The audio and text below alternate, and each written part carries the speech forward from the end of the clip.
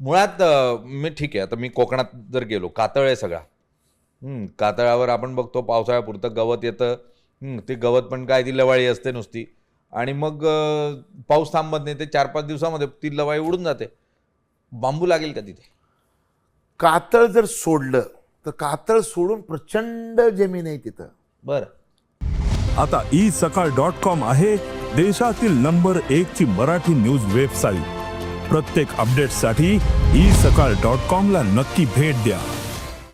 बरोबर आहे, तिथं येते. आणि जर समजा तुम्हाला कातळाचा जर विषय जर असेल तर 3 फूट कातळ कापून जर समजा बांबू त्याच्यात माती टाकून जर बांबू लावलं तर बांबूचं सरळ सरळ होऊ शकतं. आत्ता मी रत्नागिरी जिल्ह्यातून आलो. उदय सामंत मला तिथं बोलवले होते रत्नागिरी जिल्ह्यामध्ये.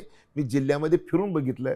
त्यांनी काय घोषणा केली आहे, 10,000 हेक्टर रत्नागिरीमध्ये बांबू लागवड करायची. बरं. हां, तर त्याच्यामुळे आता कोकणामध्ये आपले भरतशेठ गोगावले रोजगार हमी योजना मंत्री आहेत. त्यांनीही आता सांगितलं की आमच्याकडं बांबूची लागवड मोठी करायची आहे. आता पालघरमध्ये गणेश नाईक साहेब वनमंत्री आहेत, स्वतः पालकमंत्री आहेत, आणि त्यांनी सुद्धा आता 1 कोटी बांबूच्या लागवडीची घोषणा केलेली आहे. त्याच्यामुळं कोकणातलं खरं पीक जर काही असेल तर कोकणामध्ये बांबू ही पीक आहे. आणि आता कोकणाच्या शेतीचं जर आपण बघणार असाल तर कोकणातला माणूस 10-15 हजार रुपयाची नोकरी करायसाठी मुंबईमध्ये येतो आणि आपली जमीन सोडतो.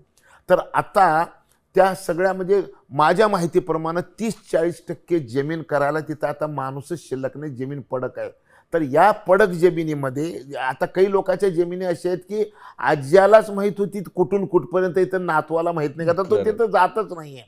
बरोबर आहे. आणि भातामध्ये काही उरत नाही. आणि आत्ता मी 2-3 दिवसापूर्वी जेव्हा रत्नागिरीमध्ये होतो त्यावेळेस तिथल्या लोकांना विचारलं भाताचं काय, ते म्हणले खिशातून पैसे चाललेत.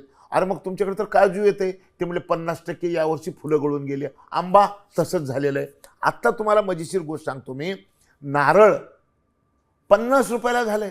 मी नारळ 50 रुपयाला का झालं व्यापाऱ्याला विचारलं तर त्यांनी काही उत्तर दिलं नाही. मी ChatGPTवर जाऊन विचारलं मी की नारळ महाग का झालं, त्यानं उत्तर दिलं मला काय की ह्याच्यामध्ये जिथं कोइंबतूरमध्ये 70% तापमान वाढीमुळं फळ गळती झालेली आहे.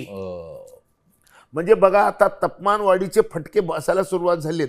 IPCCच्या रिपोर्टमध्ये सांगितलं की 2030 नंतर 40% खायच्या वस्तूचं उत्पादन कमी होणार आहे. नारळ असो, पपई असो, द्राक्ष असो, चक्कू असो, गहू असो, तांदूळ असो, दूध असो का समुद्रातले मासे असो, 40% तापमान वाढीमुळं हे आपणाला हे शेतीचं उत्पादन कमी होणार आहे. आणि मग आता ते जर करायचं असेल तर तुम्हाला शेवटी कुठे यावं लागेल, तुम्हाला शेवटी यावं लागेल तापमान कमी करण्याकडेच. आणि तापमान कमी करण्याची अजून मशीन तयार झालेली नाही आणि कार्बन कमी करायची मशीन अजून तयार झालेली नाही. त्याला ग्रीनरी हा एकमेव औषध आहे. आणि म्हणून आम्ही ह्या सगळ्या गोष्टी तुम्हाला म्हणजे सगळ्या जगाला ओरडून सांगतोय की बाबा रे, आता ह्याच्याशिवाय आता पर्याय राहिलेला नाही. देश विदेशातील प्रत्येक घडामोडींचे लाईव्ह अपडेट मिळवण्यासाठी आता साम टीव्हीच्या सर्व सोशल मीडिया प्लॅटफॉर्मला लाईक, फॉलो आणि सबस्क्राईब करा. तसंच सर्व नोटिफिकेशनसाठी बेल आयकॉन प्रेस करायला विसरू नका.